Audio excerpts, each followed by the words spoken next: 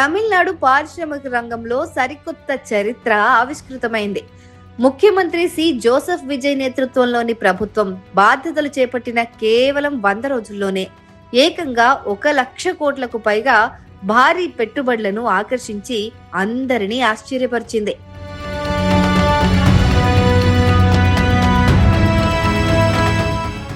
చెన్నైలో ఘనంగా జరిగిన వెట్రి తమిళనాడు ఇన్వెస్ట్మెంట్ కాంక్లేవ్ 2026 వేదికగా సీఎం విజయ్ సమక్షంలో మొత్తం 104 MOUలు కుదిరాయి. ఈ ఒప్పందాల ద్వారా రాష్ట్ర వ్యాప్తంగా ఏకంగా 1,21,000 మంది యువతకు కొత్తగా ఉద్యోగావకాశాలు లభించనున్నాయి.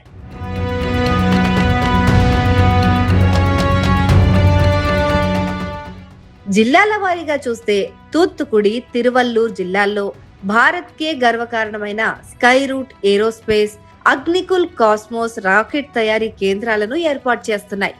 ఆస్ట్రేలియాకు చెందిన ఏవిడ్ గ్రూప్ 7,000 కోట్ల రూపాయలు, జపాన్ జిప్పర్ దిగ్గజం వైకేకే 1,651 కోట్లతో పరిశ్రమలను నెలకొల్పుతున్నాయి.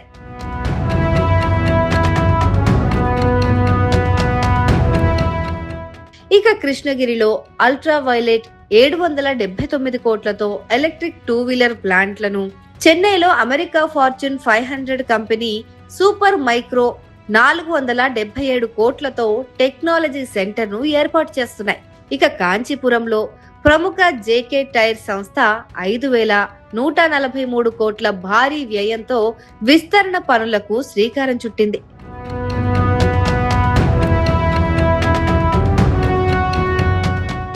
అంతేకాకుండా కజకిస్తాన్, న్యూజిలాండ్, రష్యా దేశాలకు చెందిన ప్రతినిధి బృందాలతో పాటు గ్లోబల్ రీటైల్ దిగ్గజం వాల్మార్ట్ విస్తరణ ప్రాజెక్టులకు ఒప్పందాలు కుదిరాయి. వీటితో పాటు 4,476 కోట్ల విలువైన 8 కొత్త ప్రాజెక్టులకు సీఎం విజయ్ శంకుస్థాపన చేశారు. మరో 5 అభివృద్ధి పథకాలను ప్రారంభించారు.